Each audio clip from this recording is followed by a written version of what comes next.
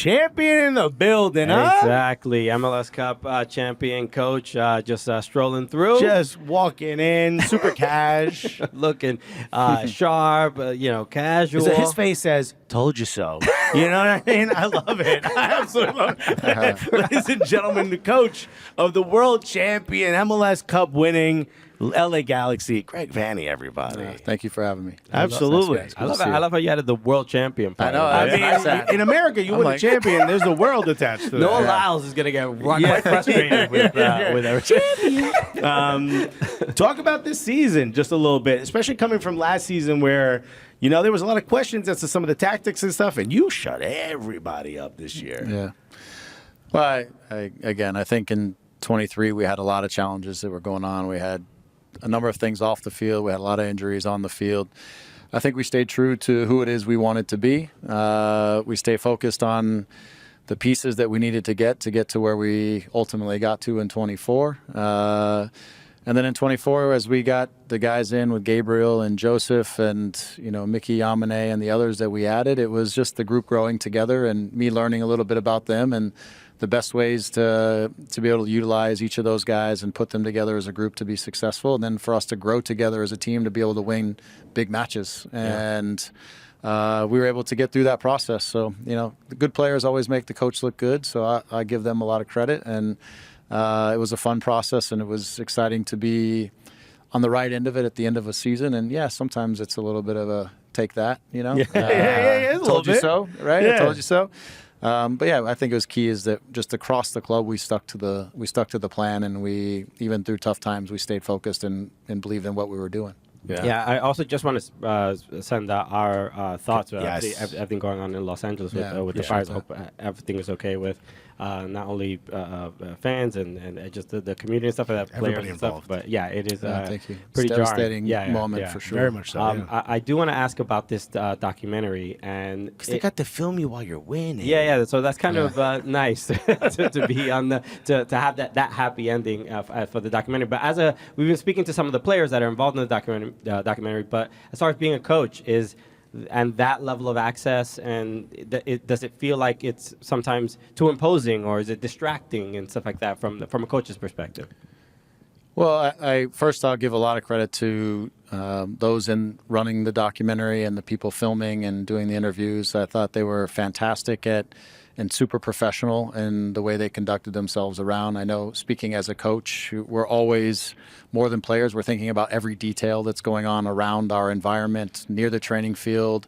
What does a camera do to a player's mentality when they're on the training field? Things like that, microphone in the face. What is that going to do? So for us, I think it's probably more stressful for the player or for the coaches sometimes than the players, because we're always trying to control some of those dynamics. But they made it easy for us, they being the crew, because they were really great about how they conducted themselves around, and made it easier to say yes to requests that maybe sometimes we would be a little bit more uncomfortable with. Gotcha. Yeah, because you guys hate any access, anyone peeking in. Coaches hate that, right? Like when the cameras were around the first time, we were like, guys, we're going to do a 4-4-2. Don't one remember this. It's just for the cameras in case this leaks. We don't you guys don't want anything, right? Nowhere near the Canadian national team, so there's no drones, right? Like you don't want anyone to get any access, and all of a sudden you have these cameras around. Well, did it take you a second? Yeah, as a guy who's been around the league since '96 when it started, I have an understanding of our responsibility as an original to help grow the league and to try to give access that maybe can make the league more popular or grow or bring more fans to it. So I do have that side of me that kind of appreciates that piece of it. But then the other side is like, hey, too much access is maybe not a good thing.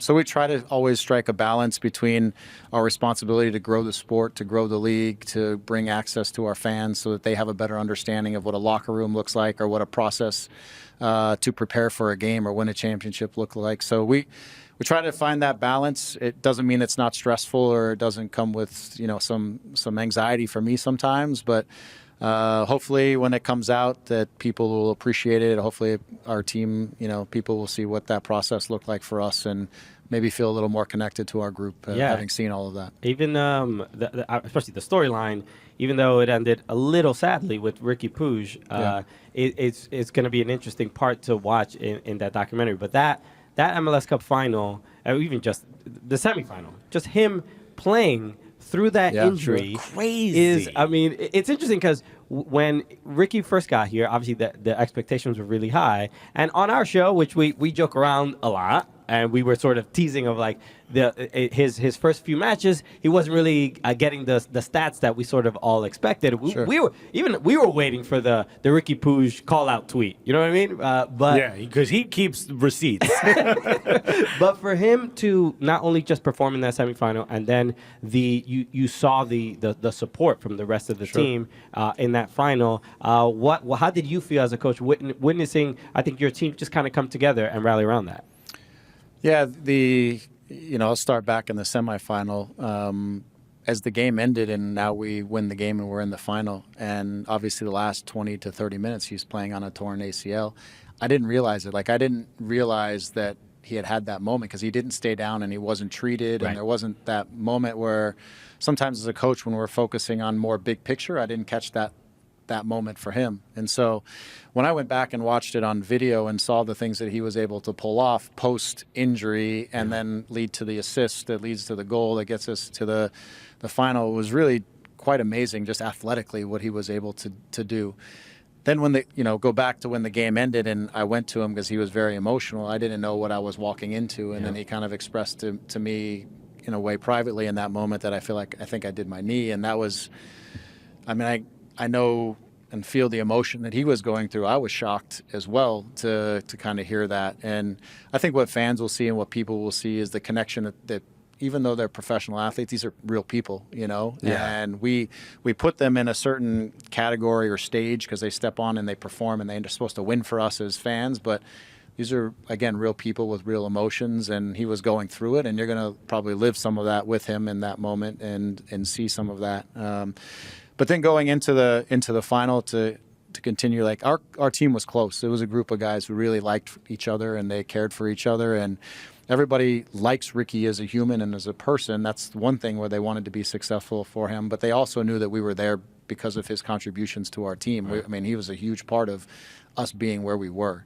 And so, the commitment and the desire for the group to have that little emotional boost to go in the final to try to win it for him and for the process that they've been to was big. We tried to use that at the start of the game as a motivation to come out and really try to punch first and get on top of the game, and it worked for us, and we got out in front 2-0, and I think it helped us to get into that game in a different way than maybe we would have otherwise. Wow. I think what I'm looking most forward to in the documentary, because I feel because we get to interview players so much, we kind of get an idea of like how players are and what makes them motivated, and they're all very different, but I think we get a sense of what it's like to be a player. For you, not much is known about you outside of, on pitch. What I know about you is from your time in Toronto, you got a gang of those puffers that you wear under your blazers. You got like 80 of these things, man. A couple scarves. Yeah, you got a different color for every week. I'm like, this guy's got a gang of puffers, man. I don't know where these come from. You know how cold it is up there, by the way. Yeah, it's very cold. You still did a blazer on the pitch side, so you're pretty great. There was a heater right here that was blowing on me that most of you didn't know about. Okay. I also know the pitch is warm, so I'm like, I think every once in a while we saw Jovinko lay down in the final. We're like, he's getting a little bit of warmth there. But this is now a peek into you, and you seem like a bit of a reserved guy. Was it comfortable for you to maybe have cameras that you are sharing your personality with now, and that people are going to get to see, like, what's Greg Vanney like off the pitch, or what's he like in the locker room?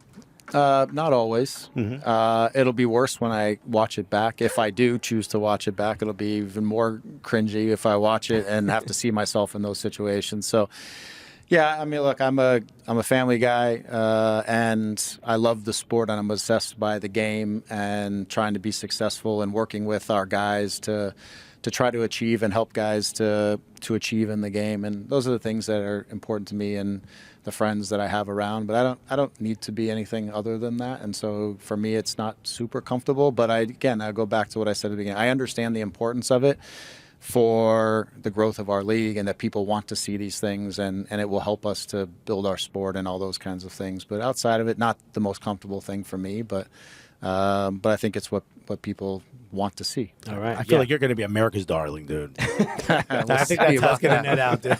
We'll see. I mean, we'll yeah, see. I'm sure. I mean, I imagine it's a little bit less imposing to chat with two stand-up comedians about soccer. Yeah, no, it's all good. I appreciate it. course. Greg Vanney, best of luck in 2025. Thank you. And we're I appreciate excited, it, obviously, guys. to see you in the documentary. But thank you so much for joining us, man. Really appreciate it. Appreciate you guys. Thank you so much. Thank you.